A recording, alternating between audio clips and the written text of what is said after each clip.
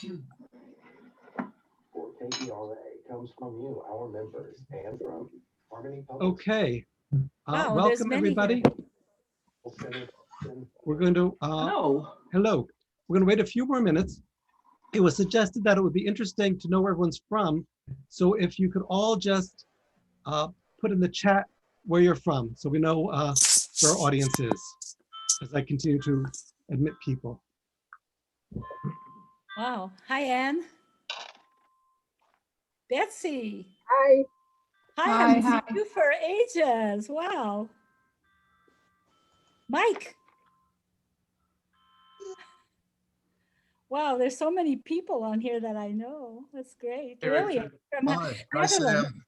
Hey, Now, we are recording this, so everyone is aware.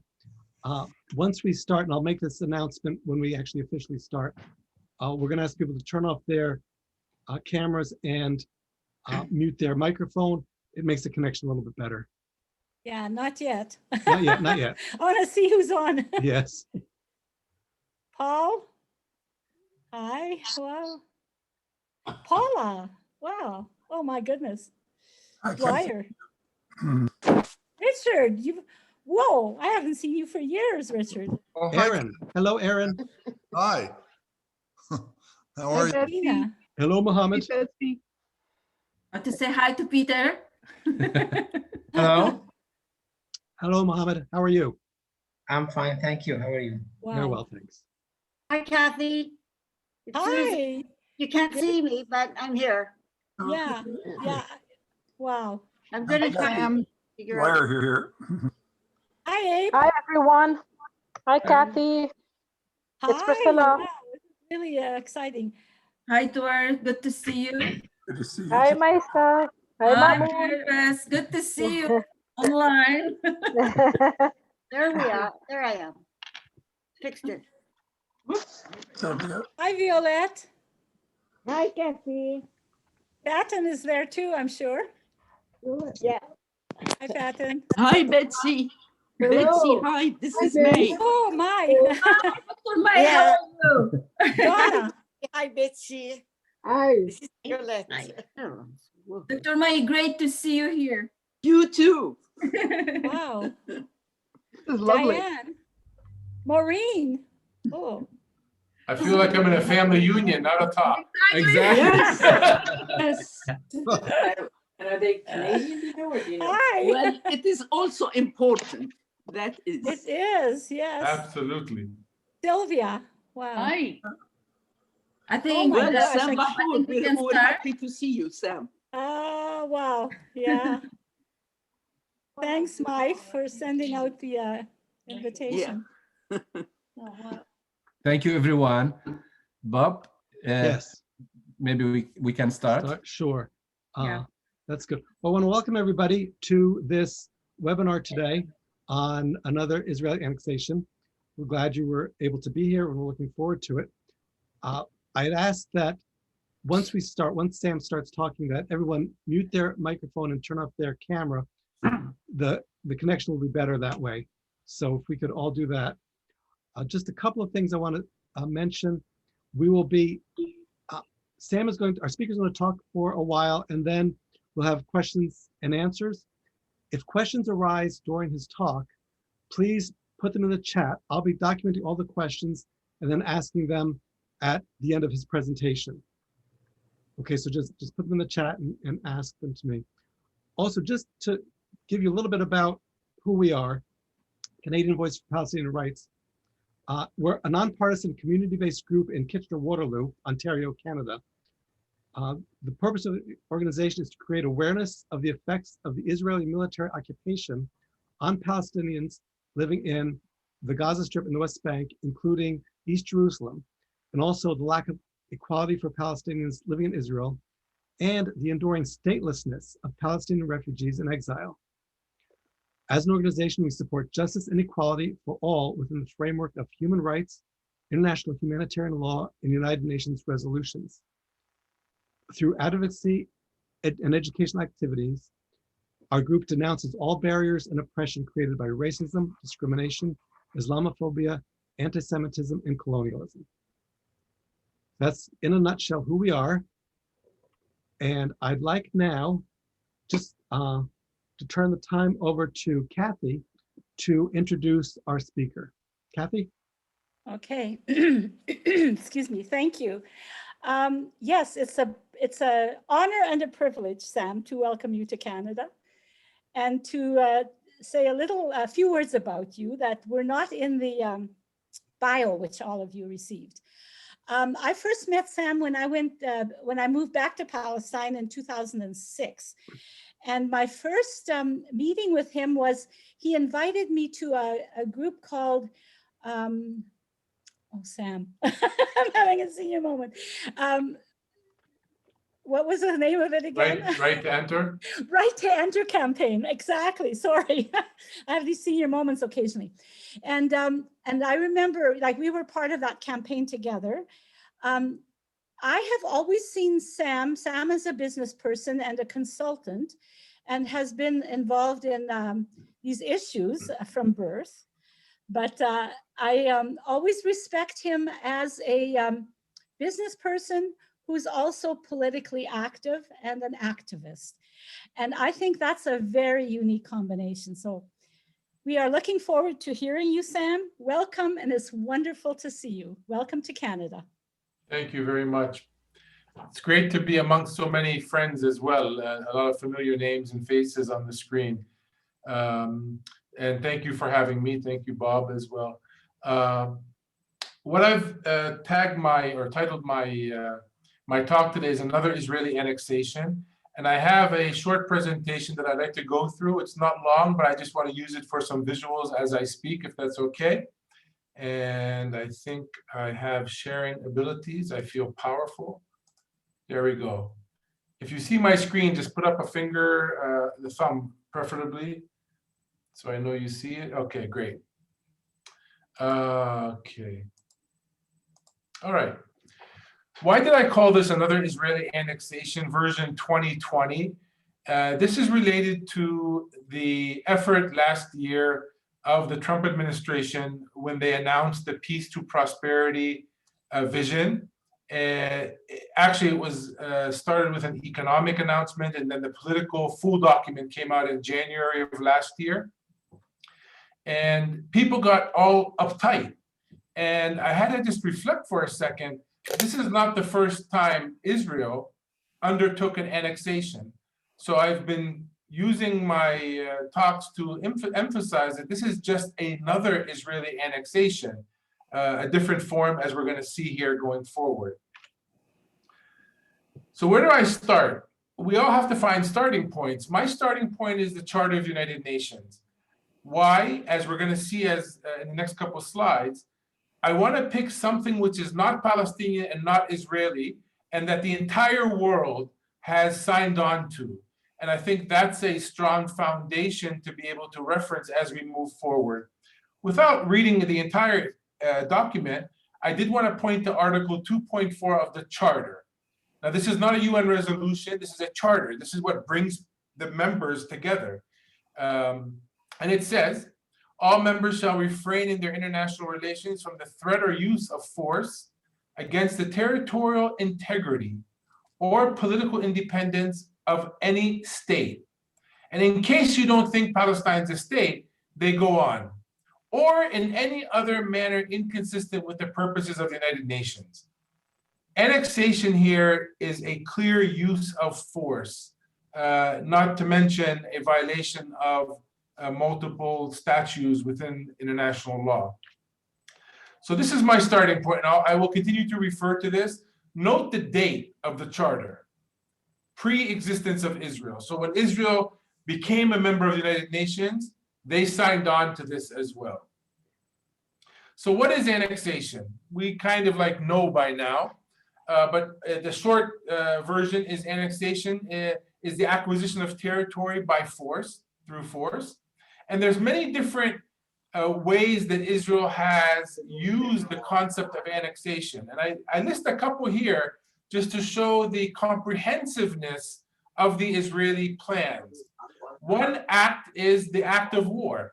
In 1967, as many of you probably know, the Moroccan Maghrebi quarter, which is a residential quarter that today is the plaza in front of the Western Wall. That was a residential neighborhood for the Moroccan community that was destroyed. I believe it was 6 or 10 days into the 1967 Six-Day War. So that was the first active kind of annexation. And then you have 3 villages which are very well known and called Beit Nuba, Yalo, and Emwas. These are 3 villages in the Latrone area, which is kind of like a tongue that comes out of the West Bank into Israel proper. And those were basically confiscated as well. Israel also uses, in addition to war, planning, urban planning, as a tool to annex. And the most prominent one these days that's being spoken about is the 1967-68 Alon plan. This was an Israeli plan to annex approximately half of the West Bank. I didn't know. Namely the Jordan Valley plus some. Interesting, the Jordan Valley was in Israel's planning way back in 1967, if not before. Apple pie. And then Israel uses law. Lunch in the oven. All right, well, let's. If you guys can mute, please. There you go. Another tool is used is law. Israel in 1967, de facto annexation, what I just spoke about. But then they turned that into, like what they were trying to do and are trying to do now, they turned it into de jure annexation, which means they kind of legalized the act that they took within the Israeli legal context. Remember, that has no international standing. Up until 2017, no country in the world accepted Israel's annexation within their legal system or within the act of war that took place in East Jerusalem. Of course, as we know, in 2017, Trump comes along and just pretends there's no history and recognizes Jerusalem as Israel's capital. And then we have the act of military occupation. And there's many acts which are ongoing, and we know about them, whether it's the settlement enterprise, the separation barrier, the wall of offense, the retroactive laws, I'll get to that in a second, or the reorienting of the court system in Israel. I'll talk about a little of those later on, but the act of annexation is not just in the Israeli mindset a temporary state of affairs, as is the definition of occupation under international law, but rather it is bulldozing, sometimes literally, throughout the occupied territory in order to create the environment where it can easily be switched to de jure by a stroke of a pen. That's exactly what they were trying to do last year. And I end here by saying there's no sane person that can claim any act of annexation, whether it's preparing for annexation, creeping annexation over a long period of time, or the actual act of annexation. No one can claim that that is legal by any stretch of the imagination. On the right-hand side here, I have a map that I pulled from the PLO's Negotiations Affair Department, sometimes called the Negotiations Support Unit. This is a map from 2016, and it produced a map which is almost identical to the kind of map that was found in the Peace to Prosperity Trump plan. So the Palestinian side knew very well that this is what the Israelis were planning. Actually, we knew it from 1967 when that Alon plan was announced. So did annexation wake you up like it did many of the countries of the world? If so, I would say you have not been paying attention. And I'll give 3 examples, whether it's annexation or creeping annexation, which is the act of getting to the point where you can annex without a big fanfare in the world. Israel passed in 2018 something called the Israel Nation State of the Jewish People Law. And this is a law which talks about and I marked it here, talks about the land of Israel being basically the exclusivity of Jews to have national rights there. Now, land of Israel caught my attention. I don't know what the land of Israel is. Keep that in the back of your mind for a second. So Israel made an act, a legal act, basically saying that we have Israel has equal rights to Tel Aviv as it does to Jericho, long before Trump came along and started the Peace to Prosperity vision. A second example is a Knesset amendment, and these are technical things which don't get put on the headline news, but it actually shifted jurisdiction for some of the major cases that relate to land. What do I mean by that? We're under Israeli control.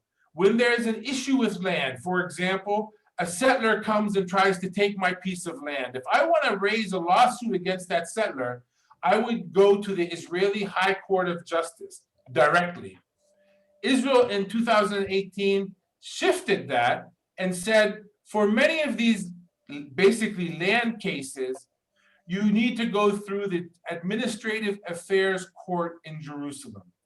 Basically, making my presence in Ramallah almost as if it's the same as if I was a citizen of Israel in Tel Aviv and you came and tried to build a garage on my piece of land.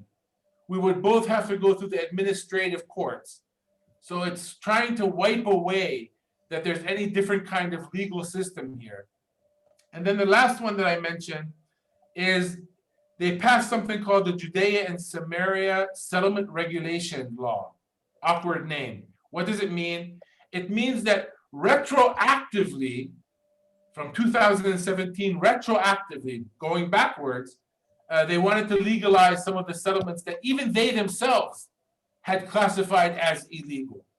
And there was a major uproar about this. But again, these technical issues don't get traction on the global scene. So Palestinians were not surprised by all that we have heard. And I don't have to go through all of this. You're a well-knowledgeable audience. But whether it's 72 years of dispossession from 1948 or 72 years of structural discrimination of Palestinian Christians and Muslims inside the state of Israel, or 18 years of martial law, which is what the Palestinians inside Israel were put under after Israel was created, all the way to the separation wall, 700 UN Security Council resolutions and General Assembly resolutions, et cetera, et cetera, et cetera. We have seen this coming. We are living it day by day. We are feeling the pain of creeping annexation. And that's why when people today, or last year at least, said, why aren't the Palestinians out in the streets? Why isn't there another intifada? Well, there's many answers to that question, but one of the answers is that all the acts of annexation were already done. What happened last year was an attempt to, with a swipe of a pen, to make it legal. But on the ground, Israel's already in full control of the occupied territory. So we were not surprised with what we saw. So back to that land of Israel. And I have to, when I read that, I thought, will the real Israel please stand up? Because I need to know what I'm speaking about when I say Israel. And if in their laws they are using land of Israel, that's different than the state of Israel. So where did I go to find a definition in order not to be prejudiced? I went to the Israeli Ministry of Foreign Affairs. And they have a section called Israel in Maps. Oh, that's cool. In maps, not one single map, but multiple maps. All right, what did I find?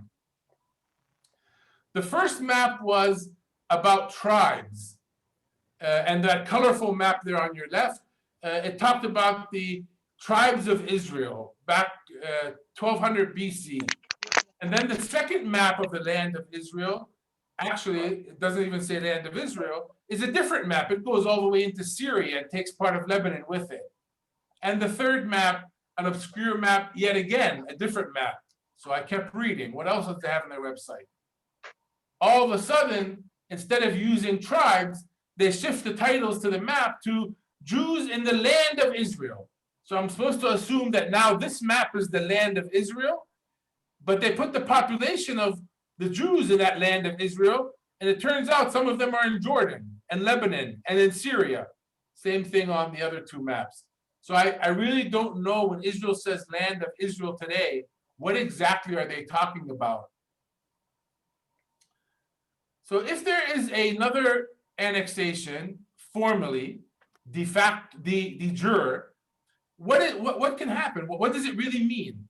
And as I said, we've seen all this coming, but this time around, it does more than we think. For example, it is an acceptance of the policy that might is right. If I have enough guns, if I have enough will to kill and maim and confiscate and demolish, and then my politics may be accepted in the future.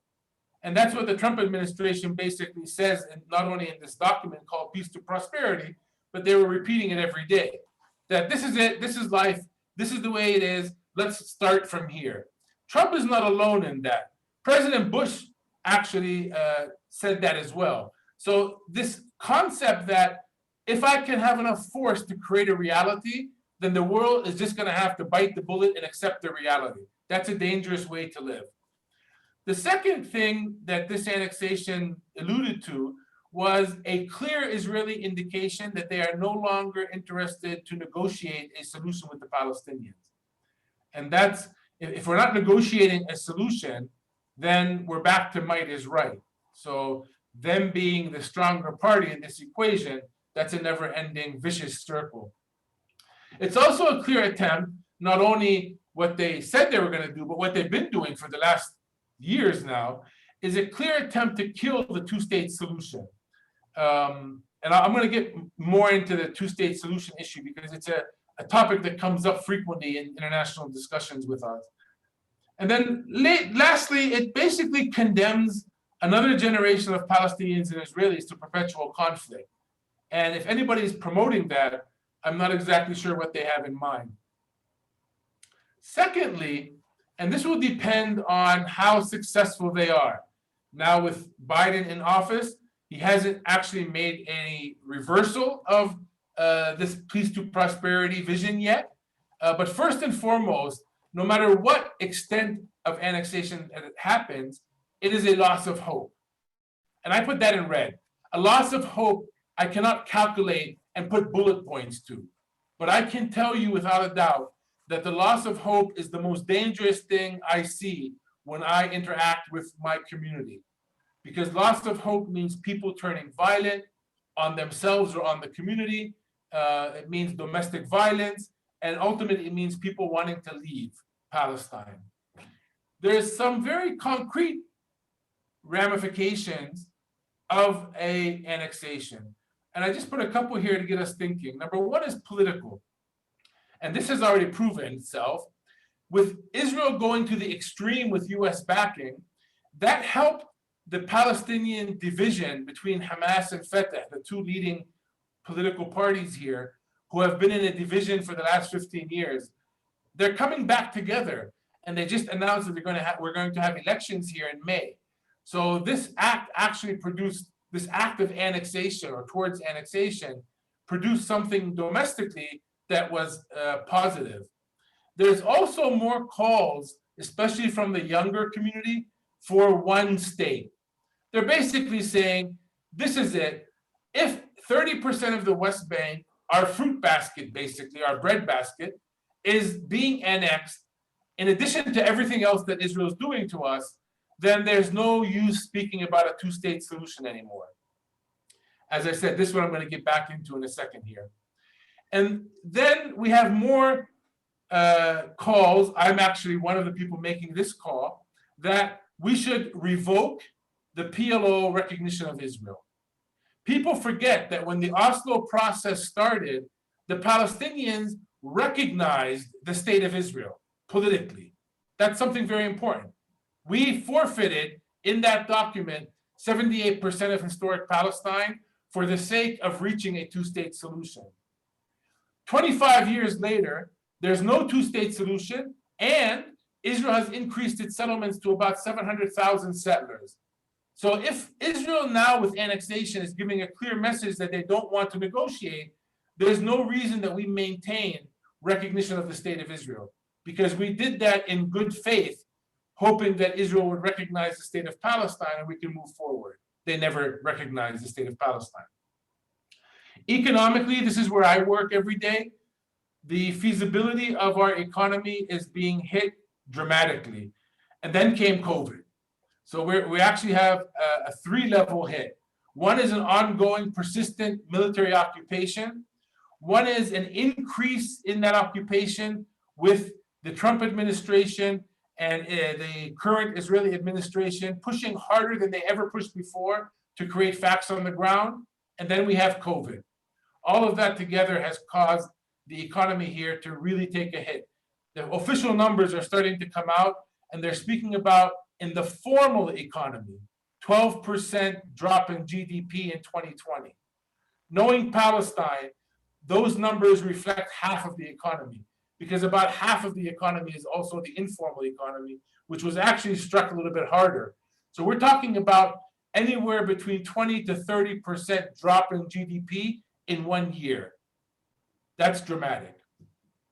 Of course, the Jordan Valley is our breadbasket. If that's lost, our food supply chain goes into havoc. And of course, something that many people outside the country don't realize, the areas that Israel is annexing or planning to formally annex are not haphazard areas. They are areas where, of course, there is fertile land, but there are also areas where our water resources are and our stone and marble quarries. Stone and marble is the largest sector in Palestine. So by Israel taking those resources, they've basically dismantled the Palestinian economy. The last one here on the security side of the issue, this threat that Israel did last year of annexation caused a collapse in the Palestinian-Israeli security cooperation. I said in progress because I never believed it was actually done. And I need to update the slide because only last week or 10 days ago, Abbas reinstated full security cooperation with Israel. That's an issue in itself to be spoken about. But also, the threat of this annexation last year caused a collapse between the US and Palestinian security cooperation. I'm embarrassed to say, but the last thread of that security cooperation was between the Palestinian Authority and the CIA. And Abbas announced that that's going to be cut off too. I assume 10 days ago he reinstated that if it was ever really cut off. So there's a lot of fallout from potential annexation. And lastly here, the possible scenarios moving forward. There'll be tons of condemnations. We've seen that there'll be across the, anytime something happens here that is blatantly illegal, condemnations are the first thing to come. We can actually put them in bottles and market globally the number of condemnations that we have. It doesn't help much these days, but it's needed. Little action will be taken by the parties that have weight in the decision, and the slow process of the Palestinian struggle for freedom and independence will continue. And as we're seeing, more countries today are talking about bilaterally opening up relations with Palestine. Already the majority of the world recognizes the state of Palestine. The most of the European countries don't, so they are actually contemplating this as a stopgap measure to stop Israeli annexation. When Netanyahu pulled back, they dropped the ball. Instead of saying, okay, we were caught blindsided, now is the time to recognize Palestine, so the Israeli side gets a clear message that there is an end game here called two states. The European Union didn't do that. When Netanyahu backed out, they backed out. So nothing actually changed. There is a potential for third-party mediation. Palestinian side has already been very clear. We will not accept US alone to mediate anymore. They have proved beyond a reasonable doubt that they cannot be a neutral mediator in this conflict. They have taken sides. And I kind of want to tell the Palestinian leadership, hello, hello, good morning. They took sides from the first 11 minutes that Israel was created. But that being what it is, that's what they said. There's a lot of action a lot of activity that took place last year with Jordan and Egypt, mainly Jordan and the EU.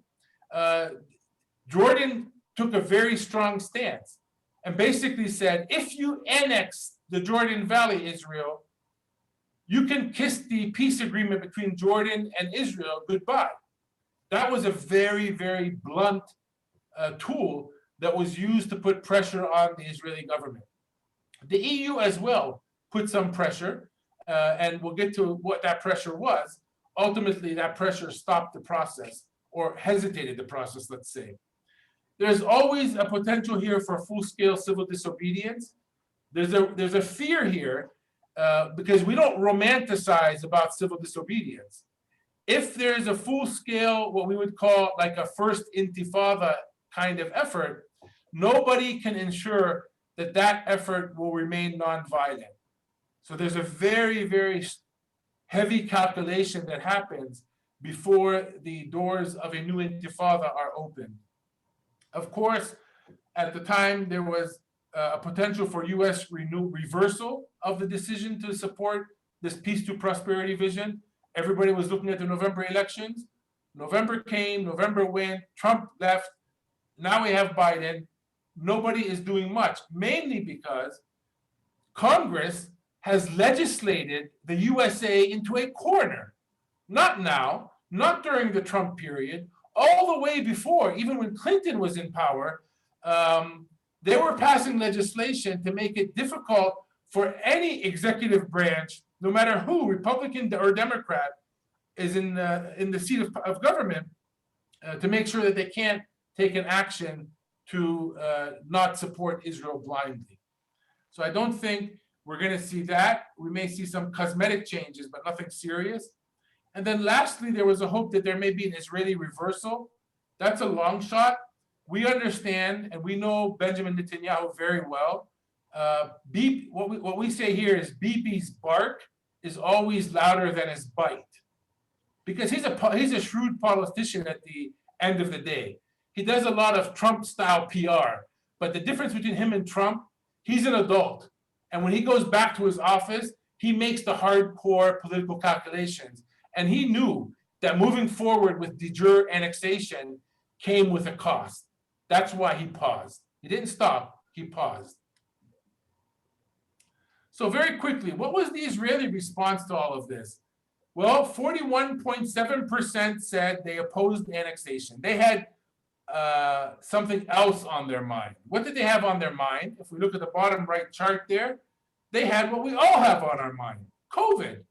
The economy is crashing, and Netanyahu is looking to make an illegal act to make Israel more of a pariah state than they already are. So the Israelis came out in numbers. I picked this picture because I thought it was interesting. This was at the beginning of COVID, and Israelis went out with social distancing to protest the annexation effort by Netanyahu. The global community acted as well. And I don't have to read all these, but you have security commanders in Israel, security experts, the people responsible for Israel's security, saying no to annexation, maybe for reasons different than I would say no, but it was a no nonetheless. European parliamentarians putting out a letter, the EU putting out a threat, and for the first time ever, putting the word sanctions in the same sentence as Israel, saying that an annexation may invoke the EU to apply sanctions on Israel. That is unheard of. You even have House Democrats signing up on a letter against annexation. You have the Churches for Middle East Peace. So you have the UN as well. The entire global community supported and basically founded on the basis of strong civil society, got up and said, wait, stop. And you know what happened? It worked. And this is an example for states of the world, Canada included, to raise their voice at the right time on the right issues, because Israel hears loud and clear when they're losing international support. And that must be leveraged more going forward. So I put out these posts every once in a while called For the Record. And I chuckled when I saw Israel's defense minister, Benny Gantz, put out a quote saying, Israel won't keep waiting for the Palestinians, speaking about us waiting to say, are we for or against annexation? So I translated that from English to English. It's like Gantz saying, hey, Palestinians, do you accept to be ethnically cleansed? Palestinians, no, wait over. There's nothing to wait for, Gantz. So the last part of my presentation, I shift here because I think we're talking about different things at different periods of time, but the discussion is the same. And I want to just point to what's that discussion that I think is the same discussion, no matter what we're talking about on this screen. I have to start by asking you a question. What world order side are you on today, 2020, 2021? I need to ask that because there's mainly two world orders today, and Trump brought one of them home very clearly. There is the pre-World War II chaos, and as you can see in the picture, anything goes. And then there's the post-World War II rules-based world. As you can see, in that rules-based world, the colors are not perfect. The lines are not exactly straight, but there is a rhyme and rhythm to the rules-based world. This is like me asking you, what would you like to play, basketball or ping pong? I need to know first so I can discuss with you based on whatever the rules of the game are. I have chosen to be part of the rules-based world. However, some, the past US president, one of them, is part of the chaos ethos. And in the chaos ethos, God was a real estate agent. I'm not sure who he worked for, Century 21 or Remax. We have both of those signs in the West Bank, in the settlements, by the way. But we're being asked in this chaos world to have an argument with God. Very hard to do. I personally joined the rules-based ethos. That's the one the entire global community has signed on to. And if we're picking international law as the reference point, there's basically three pillars. It's like three legs of a stool for international law. The first is the Charter of the United Nations, what I started with. The second is the Universal Declaration of Human Rights. And the third is accountability, the International Court of Justice. Those are the legs of the stool. The seat of the stool are all of the things at the bottom there. UN Security Council resolutions, General Assembly resolutions, conventions, treaties, etc. This is the rules-based world that any country who has become a member of the UN has signed on to and has legal and moral obligations to. I want to go back to Palestine and Israel, and I took an excerpt from both of our declarations of independence.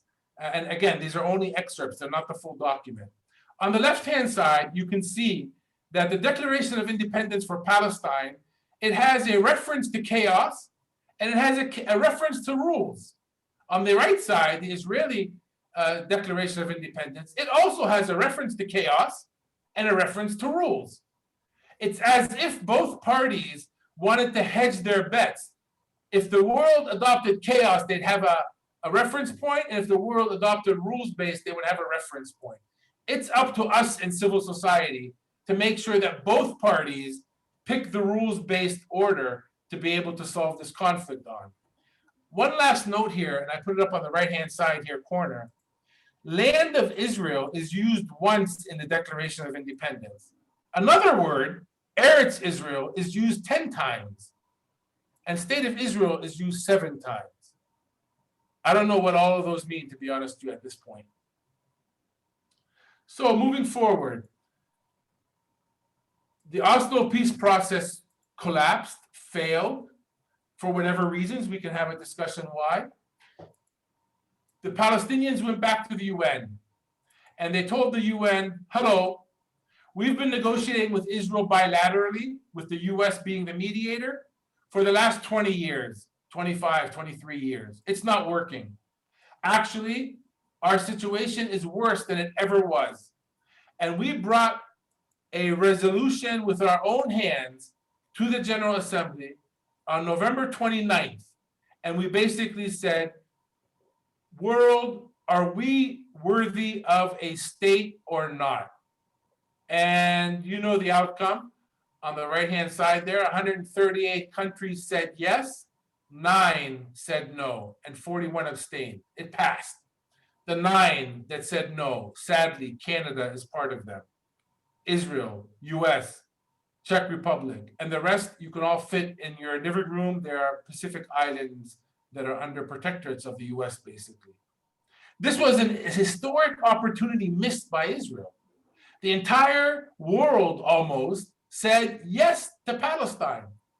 This was the time that Israel could have said, yes, we're ending the occupation, let a two-state solution take traction on the ground. They didn't.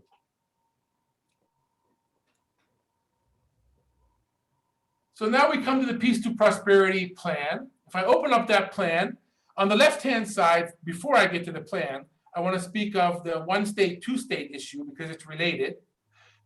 In the global community, more so than in Palestine, to be honest, there's this discussion, well, two states is over. Every step is the last nail in the coffin of two states. And I believe that that's not accurate.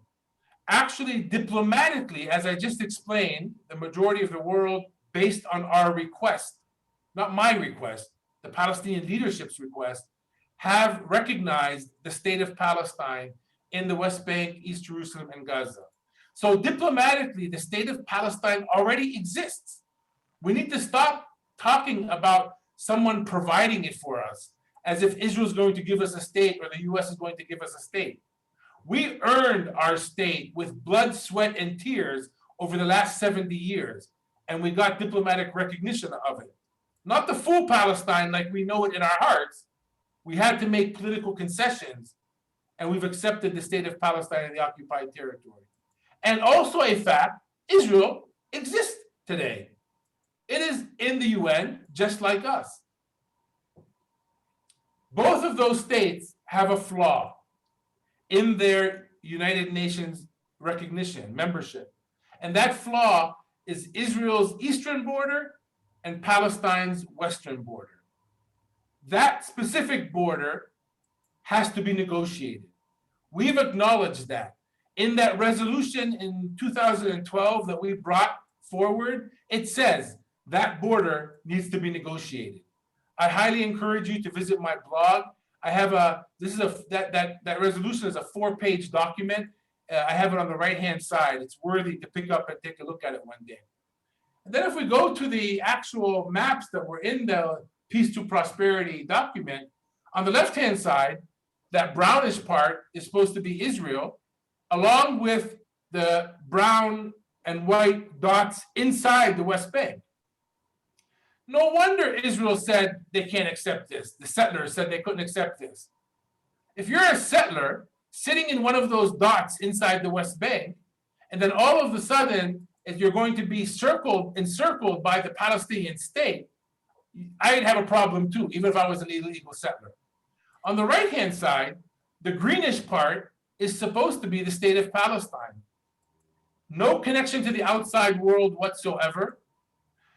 No territorial continuity. They were going to build tunnels so the Israelis stay above ground and the Palestinians would go from area to area underground, very easily cut off by any Israeli jeep. Infeasible as a state, and nothing near what a definition of a state actually is. So, and I stay here, it doesn't look like a state, it doesn't smell like a state, it doesn't taste like a state. Neither are states in this plan that Israel has promoted with the Trump administration. And I'll end on a note here. These are two people who are significant within the Israeli environment. One is one was Dov Weisglass. He was an advisor to former Israeli Prime Minister Ariel Sharon. You'll remember that name from Sabra and Shatila. And he basically was there giving Sharon the intelligence that was needed to be able to create a policy of separation and building the wall, etc. And he said, quote, "We educated the world to understand that there is no one to talk to. And we received a no one to talk to certificate," meaning here, there is no Palestinian side to talk to. And he says that certificate will be revoked only when this and this happens, when Palestine becomes Finland. Okay. And then you have David Friedman. Let me remind you, he was the US ambassador to Israel Many of us think and believe, and rightfully so, that he was the Israeli ambassador to Israel. He said, speaking to a group of settlers, you don't have to live with the Palestinian state, because he knows very well that that wasn't a Palestinian state that was proposed. You have to live with the Palestinian state when the Palestinians become Canadians. Interestingly, speaking to a Canadian audience. And I end my slide with this beautiful picture of kids from Gaza. I can't guarantee much moving forward, but I'll bet my life that these kids are neither going to become Canadians or Finnish anytime soon. And I'll stop here. Thank you. Thank you very much, Sam. Thank you for that. Very informative. Ooh, okay, a lot to take in. Several questions did come in during during your presentation, Sam. So some of them I think were answered later in the presentation, but some weren't. So one of them is this: why do you choose 1967 as the starting point of analysis and not 1948? I don't. I actually picked 1948, and my writings are very clear on that. But writing and referring to the historical mark of 1948 is key for understanding, but we have to become political when we want to talk about today. And I've trained myself to become political in my acts. This is not a romantic affair with history. This is history with all the pain of bad decisions and violations of law. It gets you to a point where the political agency, and this is a key factor here, that's a trick word that I just said, or trick phrase. Political agency, not Sam, not any other Palestinian, but the political agency is the body that calls the shots for the Palestinian people moving forward. Rightfully or wrongfully, if you ask me in private, I will tell you wrongfully. But rightfully or wrongfully, the political agency of the PLO took decisions which brought us to recognize the state of Israel. And I made it up front clear that I'm for today revoking that. That requires a big, big step. But today, the political agency has recognized the state of Israel, and we have to accept that if we're talking about politics. If we want to talk about music, poetry, or a love affair with history, yes, 48 has a role to play in our understanding. But we've given the concession of the century, which is accepting the state of Israel on 78% of our lands, to be able to create momentum for a two-state solution to be realized. If Israel is not interested in that, and it's getting close to see that they're not, then the Palestinians will definitely go back to revoking that recognition, taking us back politically to the 1948 lines. Thank you. Okay, next question was, how does the UAE normalization affect this whole situation? It antagonizes the situation more so than people might imagine. The issue with the Abraham Accords, as they're being called, is it broke an Arab unity, an Arab collective decision that after the Arab Peace Initiative was announced and Israel refused to reply to it. Remember what the Arab Peace Initiative was. It was drafted by Saudi Arabia, adopted by the Arab League, and it basically told Israel, end the occupation, fall in line with international law, and we collectively, all I think 55 Arab and Muslim states, will normalize with you. That's a huge, huge win for Israel. The founders of Zionism turned in their graves when they heard that with no reply from Israel. So the Arab countries said, unless that is adopted, nobody will go forward and create normalization.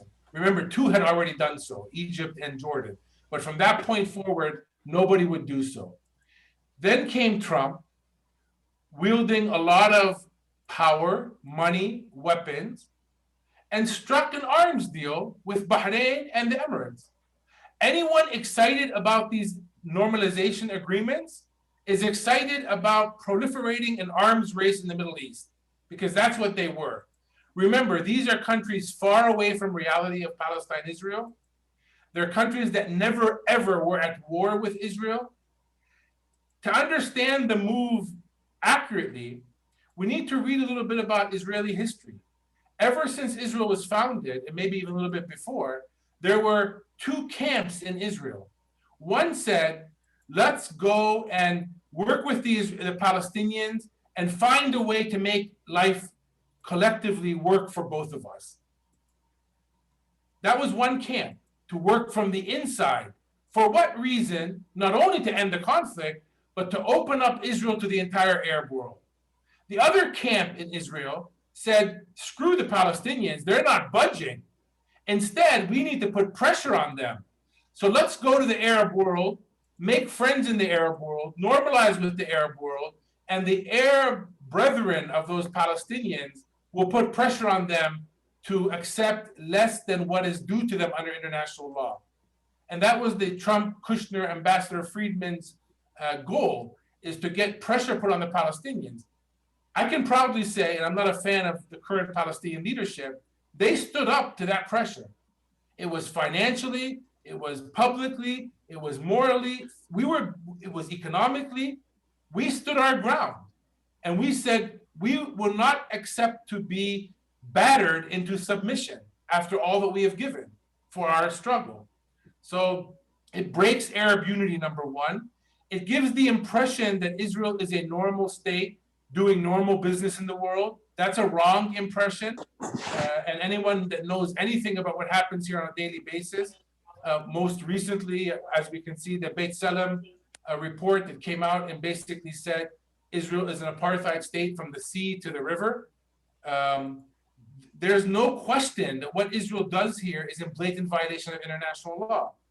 The only question is, do we want to see it? And if we see it, do we want to act upon it? Thank you. Thank you for that. The next question that came in was this: the discussed impacts of annexation can be labeled as the impacts of occupation. So why focus on annexation and not the occupation in the first place? Very good question. I actually think that there's a correction that was made by the Palestinian leadership. They had, like we all had, a knee-jerk reaction to those normalization agreements. The Palestinian leadership withdrew their ambassadors, the Palestinian ambassadors from those two countries, and had other punitive measures that they took, a lot of public PR that was negative.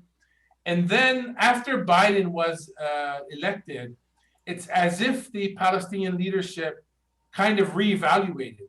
And they said, we can't make the normalization, like the questioner asked, we can't make the normalization the issue, because it's not. At the end of the day, it's a sideshow. And they actually sent back the Palestinian ambassadors last week, 2 weeks ago. They wanted Biden to come and not see that there's a lot of cards on the table that are related to normalization, but rather to see all the occupations cards on the table. So maybe he will act on it. Thank you. Now, this next question you touched on a little bit. In the contemporary moment, Hamas and Fatah will oppose any initiative that the other proposes. How can Palestine's divided government be united? Isn't the unification of Hamas and Fatah essential before any solution can be realized? Excellent question. I have an article coming out Tuesday in Australia in a Jewish newspaper about the elections. Interesting that they were interested to know. Couple things. First, I, as someone who is not Hamas and not Fatah, don't get excited when someone tells me that there's going to be unity against me as someone who's not affiliated to those two parties. I'm more interested, not in the parties per se, but the acceptance of pluralism in our political system. And I wrote an open letter to Abbas 2-3 years ago, and I actually have a link to it in the article that's coming out. And I basically say, first and foremost, before elections, if Hamas and Fatah were serious, they would open the door for new political parties to be legally assembled. To me, that's more important than having elections. When we talk about the PLO, we are talking about a half a dozen political parties that were created in the early 60s. You mean to tell me that there's no political thought that has emerged since then in Palestine or in the Palestinian communities abroad? Absolutely there is. I meet with them. They're young people. They have a lot of ideas, but the political system is closed to them. So yes, I welcome elections, fair elections, because it's not only about having elections, as we just saw in the US, but also more than elections, because democracy is not only about elections. Again, as we learned in the US, it's about having the right to free speech. It's a right to assemble, right to many things that we don't have here. Actually, the civil society space has been shrinking in the West Bank. It shrunk a long time ago in Gaza. So the amount of people who are willing to come forward and mobilize is much less. Even this recent round of elections that they announced, this is not the first time they announced elections, but never happened. This last announcement comes after, as I wrote, Abbas tried to do a Trump on the Palestinians. He interfered in the judiciary system, changing judiciary rules and laws and people, and then he stacked the judiciary, then he called for elections. I call that doing a Trump on us. So although I do welcome elections, elections are not everything. Proper and more representative representation is what I'm looking for. And not only in Palestine, but across the Palestinian communities wherever they reside. We all have a stake in this. We should all be participating in the governance of our struggle. Thank you. Next question. What countries do you anticipate will condemn any attempt at annexation, and how forceful will their condemnation be? If what we saw last year is any indication, most countries around the world, if not all except the US and their protectorates and Israel, will stand up. They understand, countries understand in the political calculation that such a large swath of annexation, of a large swath of land being annexed, will be the last straw before there will be full outright violence in the streets. I say that, and we already have violence in the streets. Every day there's acts of settlers coming into our communities. There's trees being demolished. 2,000 trees last month were demolished in one swipe. 2,000. These are olive trees, which are the livelihoods of families. So the settlers have a reign of violence that they've been doing. The Israeli government has been demolishing houses every single evening, bar none. The Israeli military are in our cities arresting people. So we have a continuum boiling, which will boil over with an act of annexation. And the countries, what we call third states, understand that. And that's why they spoke out. And that's the message I wanted to give in my presentation. Europe, when you speak out, Israel gets it. You're their biggest economic trading partner. If they feel they're going to have an issue with you, they will back off. But that requires you to act, European Union or European states. And I think that because most of the countries of the world already recognize Palestine, it's almost by default that they will speak out against annexation. So we're talking about the remaining 41 that abstain. Will they speak out or not? In the last attempt, they basically all spoke out. So I would expect them to do the same. How strong? It depends. We are not Saudi Arabia. We don't have oil. We're not a big country. So we have a little to leverage other than our historic right and a very strong solidarity community of which all of you are part of. Thank you. Now, a question just came in related to that question and comment. Countries may condemn, as you mentioned, the countries that recognize Palestine and those that have already spoken out against it. But which countries or what countries might actually do something about it other than just say, we don't need to do this? That's a hard question. As I noted, because we don't have much leverage in the bigger global geopolitical game, I'm not sure that with all the mess that's happening in the world today, that anyone will act strong enough to make a difference. They can stop, they can hesitate the annexation, they can delay it, which is good, but it doesn't end the occupation. If the world wanted to end the occupation, they probably would have acted long ago. but we ask for them to do what is their legal obligation in the international law. But we have no hallucination that some third state is going to come to our savior. What will change the politics here is actions of Palestinians and the solidarity community, sustained. It's a slow process. I'm old-fashioned. We roll up our sleeves. We do the work that we need to do. Two communities that I think will have a higher kind of influence. One is Israelis. More and more Israelis are waking up to the reality that something is very wrong in their state. And the more they learn history, many of those who are waking up are going back to 1948 and rereading history. Because thanks to some new historians and Richard Foer, who's on this call, who wrote a book recently, who are actually documenting the flaws that were involved in the creation of the state of Israel, more Israelis are getting it. Then they look at today and they say, how can we be still occupying these people after 53 years? And mothers in Israel are saying, I don't want to send my kids on the 54th year to the occupation to protect a group of settlers. So more Israelis getting involved, and we see that with breaking the silence. We see it with young high school students in Israel, not many yet, but they're there, and I give them a lot of respect. They're refusing to be recruited into their mandatory armed service because they say they won't go and be redeployed to the occupation. Those are all things we were never heard of before. Sadly, they have not resulted in a candidate in Israel that can run on that kind of a platform, the platform to end occupation. That will come in due time.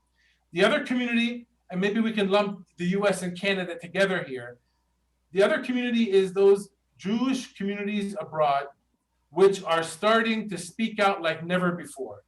And my eye is on them because they have an ability to influence their own communities more than anyone else. I can say the exact same thing that a Jewish activist might say. It won't be accepted from me. It may be accepted from the Jewish activist. When I left the US 25 years ago, there was only AIPAC there. Today, there's everything from J Street, which may be 1 inch away from AIPAC, but a very important 1 inch, all the way to If Not Now and Jewish Voice for Peace. There's a whole plate of organizations. Pick your appetite and you'll find a Jewish organization that's speaking out against occupation. My eye is on that community as well. And above all, my eye is on my own community to make Israel have a cost to being an occupier. And I pray every day that that cost is a non-violent cost, because we can't beat Israel at the game that they have mastered, which is violence. Thank you. Next question. In Canada, every time the CBC radio says anything mildly supportive of Palestinians, they quickly issue an apology. What's going on here?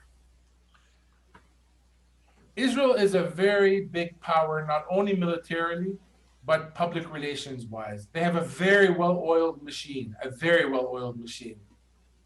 And they have levied a cost on anyone speaking out against occupation. They've started to use something which I think is a disaster. They've started to equate any criticism of Israel because of its occupation to being anti-Semitic. And they've changed the definition of anti-Semitism to incorporate any kind of complaints against Israel because of its occupation and what it does every day in the occupation. I was one of many that put together an open letter that was published in The Guardian about this anti-Semitism definition. So not only in Canada with your media, but in Germany even more so, and across US campuses, if you're speaking out for Palestinian rights, you will be blacklisted. There are anonymous websites like the Canary Mission that actually will put your name there.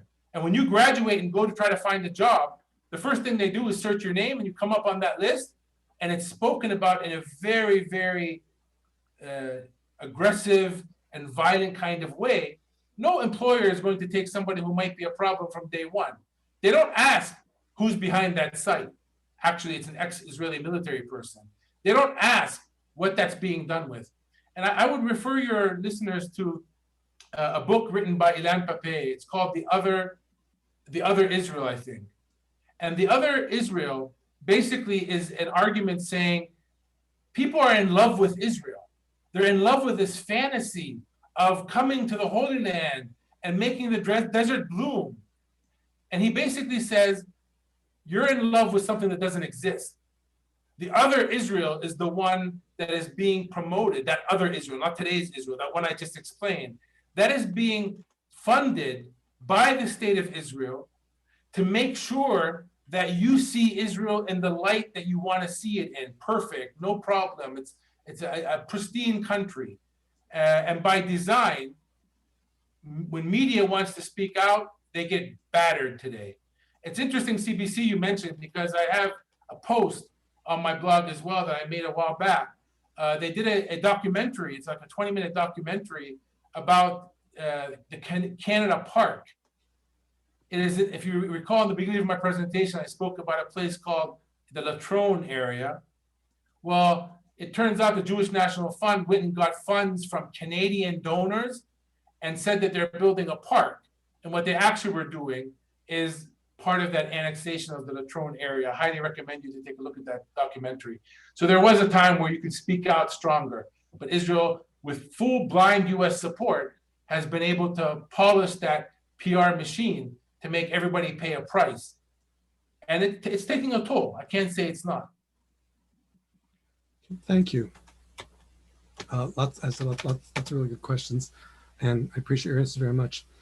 Next question: with the failure of Oslo and its consequences in the PA, what political tools are available for Palestinians to represent their demands and rights? I think you've covered this to some degree, but I think it's worth asking.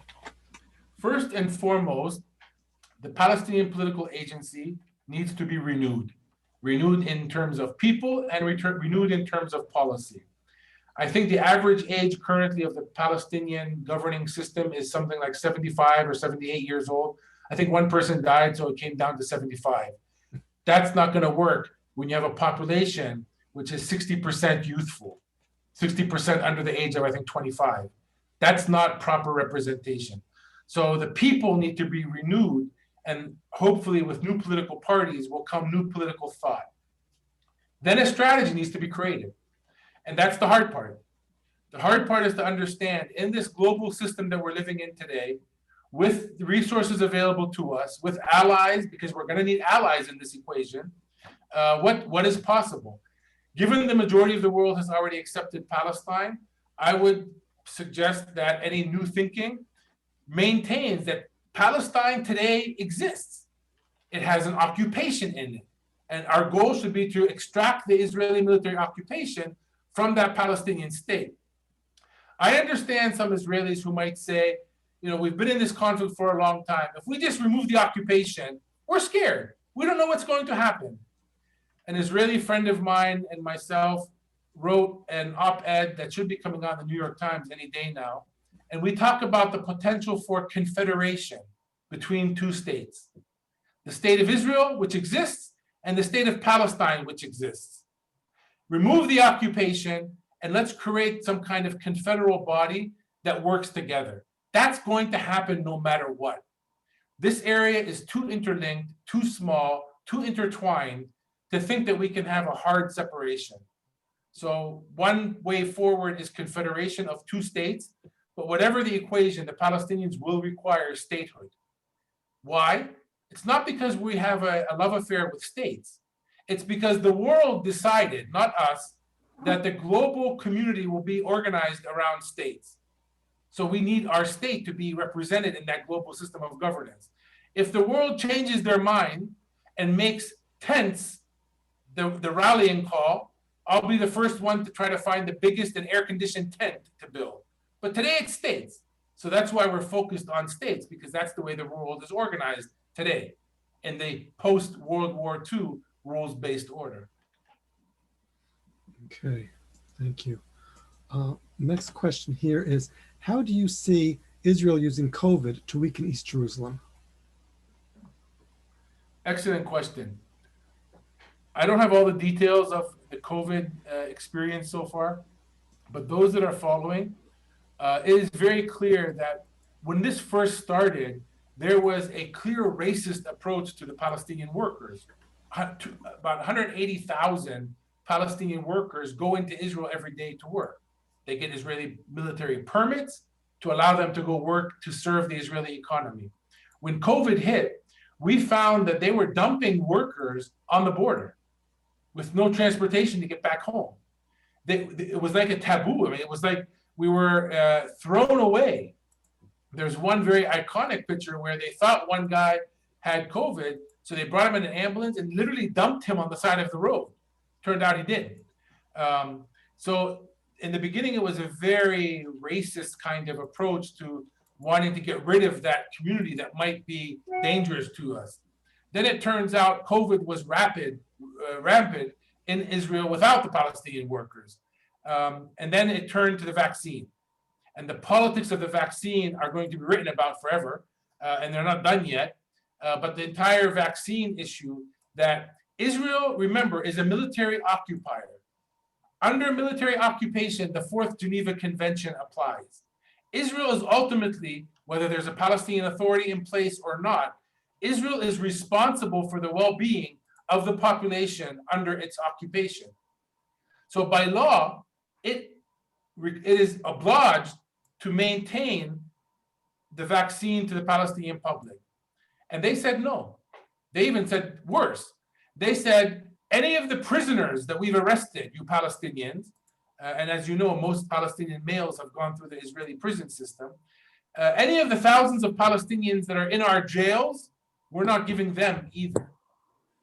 And the world basically pushed back on that and said, wait a second, what the hell are you talking about? This is going to jeopardize the entire population possibly. And just a couple of days ago, they reversed that decision and decided to give a vaccine to the prisoners. And then the prisoners had a problem. They said, I'm not sure I want to get a vaccine from my jailer.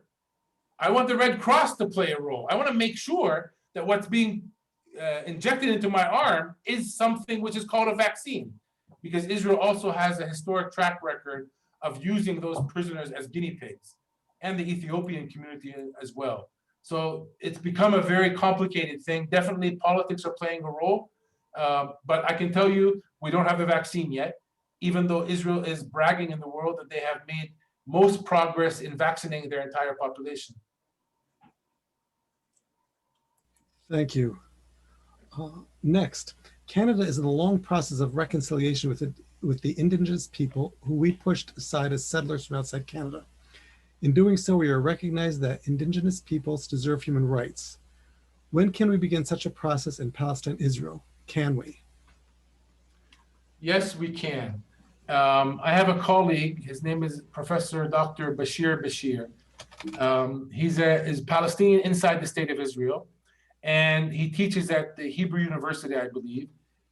Wrote a book that is being released as we speak. They're doing book talks with an Israeli colleague of his, and it talks about this need for both societies to see the tragedies of the other, without the need to try to mesh those two narratives into one. There's never going to be one narrative here, and there's never going to be one narrative in the U.S. We have the American Indian narrative, and we have the Pilgrims narrative. Depending on where you come from, you see America differently in history. But in today and moving forward, we see that the America or the Canada that we're looking for is one enshrined in a rule of law which does not discriminate, a rule of law that compensates if needed. Currently, African Americans in the US are calling for compensation. It's a big issue. So yes, we saw this in South Africa with the reconciliation committees. There are historic examples where the oppressor and the oppressed come to terms with their history and move forward. But it can't be done in a backroom, cigar-filled hotel room. It has to be done in the realm of international law, in broad daylight, if it's going to be sustainable. Thank you. Next question. What is your vision about the future of Palestinian stateless refugees in exile? My desire is each and every one of them will have the right to come back home. Home being where they left, or their parents left, or their grandparents left. That is the right of a refugee from Palestine, as defined by UNRWA, the United Nations agency, which is responsible for refugees. In the meantime, I would desire every single refugee, no matter where they reside today, are given the same amount of rights as wherever they're residing. For example, in Lebanon. It makes no sense to me today that the Lebanese government prohibits Palestinians from working in something like 70 professions, or studying, not being able to study in some areas. So until we resolve this conflict, there needs to be a reckoning of the rights of Palestinians wherever they are, including outside of Palestine. I actually wrote in Le Monde Diplomat with a British Jewish friend researcher of mine, Tony Klug, and we talked after Kerry tried to do his effort to end this conflict, and he failed. We basically wrote an article and said that the international community should tell Israel, is it an occupation or not? If it's an occupation, you better figure out when to end it pretty quickly. And in the meantime, you need to be able to treat Palestinians as human beings. If it's not an occupation, then until this is resolved, you need to be able to give Palestinians their full set of rights. So it's either a full set of rights until we can resolve this, or not. And not means to maintain a system of violent oppression that is already and will continue to blow up in our faces. Thank you. I think we have time for probably one more question. Just looking through, there are several of them. Well, what will the rules-based world that you talked about earlier bring for the Palestinians? It will bring, number one, statehood and the protection of law. There are states in the world. Iraq was a state in the world. It had the protection of law and it was violated. Those who violated it were not held accountable. And as I said in my beginning of the presentation, that rules-based world, the colors are not fully clear, nor are the lines exactly straight. There are problems in the rules-based world that need to be continuously improved and addressed. However, it will give us the freedom to act in the mode of operation like any other state in the world, making our mistakes and learning from them and trying to do the best we can under Palestinian governance without the boot of military occupation on our neck. When our rights are violated, like Iraq's was, we will do like the Iraqi people did. They asked the civil society of the world to stand up, to hold Israel accountable, or to hold the US accountable, and we will do the same. But ultimately, we don't see us living with a violation of our rights once we have statehood. There's no reason for Israel to continue to infringe on our rights once they accept what the entire international community has already accepted, which is ending the occupation and allowing the state of Palestine to finally breathe. Thank you. Sam, thank you for all this. On behalf of everybody, this was an extremely interesting and informative presentation. I'd like to turn time over now to Maisa Mustafa, who will do a summary and wrap up for us. Maisa? Yeah, thank you very much, Sam, for your generosity of time and answering all the questions. I know this is very complex, and I think you managed to cover lots of issues and themes related to occupation, annexation, the relationship between Israeli regime and Israeli state and the current authority in occupied territories, the issue of borders, or the lack of kind of like clear borders of what Israel kind of like adopting. The notion of annexation as a violation of human rights and as a use of force.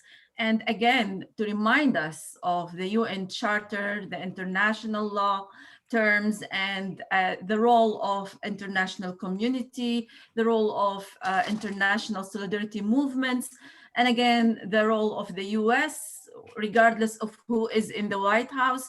All these things actually are kind of like huge topics that each one of them kind of like deserve separate webinar and separate discussion.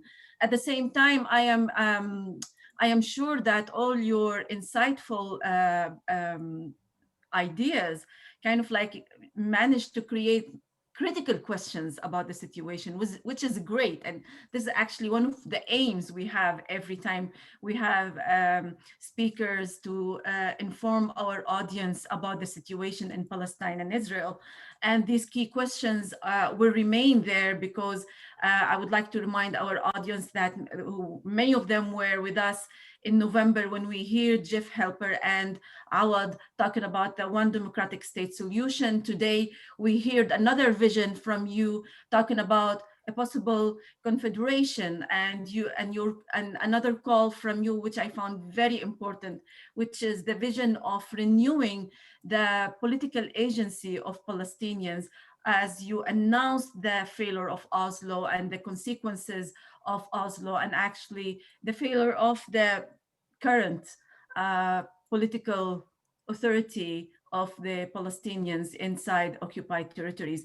So thank you very much for all of this. I think it will be great to have you back again to answer some of these key questions and maybe kind of like elaborate more after a few months on the situation of the occupation, and maybe to talk about more about the development of these visions and perspectives about the future of Palestinians and the either inside West Bank and Gaza, inside Israel, or in the exile, as you already talked about and touched on some of the challenges Palestinian refugees face in countries like Lebanon, the lack of rights.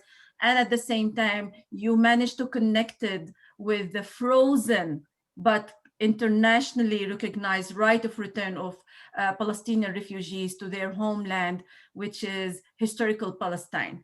So thank you very much, Sam. And again, we are really appreciative for your generosity of time and sharing of your perspective. And I would like to invite you and invite all our audience to our next webinar, which will be hosted the same by our group on February the 20th. We will share information about it, but I would like to tell you that we just managed to confirm that Professor Michael Link, who is appointed as the UN Special Rapporteur on Human Rights in occupied territories in West Bank and Gaza, will be talking to us about, and we agreed that topic, he will be talking to us about Palestine law and the accountability to bring the occupation to an end. So it's a great kind of like extension of what Sam talked about today. And I'm sure that we will see most of you, and maybe you can share this information with your community members, because as Sam said, this is what we need. We need solidarity. We need people who can support Palestinians in their struggle to have this recognition of their historical rights in Palestine and in this long journey of fighting against the occupation. So thank you very much, Sam, and thank you for our audience. Thank you all. It's been a pleasure. I put in the link to my blog. By the way, the first thing you're going to find there is my review of the Jeff Halper's book. So perfect. Thanks a lot. Thanks everyone for coming out. Thank you. Thank you all, and we hope to see you on February 20th for the next, as Maisa talked about. Thank you. Thank you. Bye, everybody.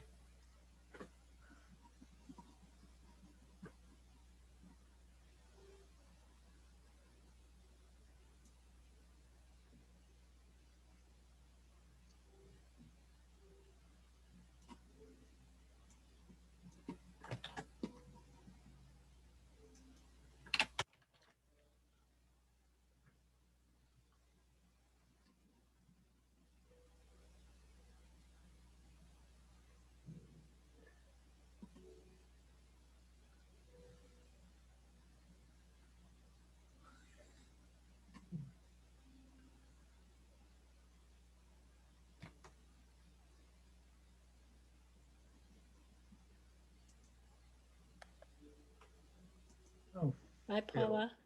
Bye, Dwyer. Bye, Diane. Bye, Curtis. Bye, Kathy. Thanks a lot. Very, very good.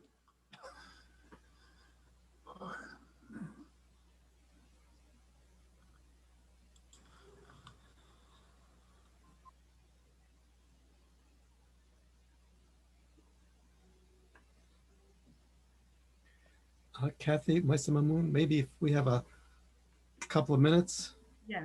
when everyone else Yeah, signs I off. do. Is Look, everyone off? No, not yet. Oh.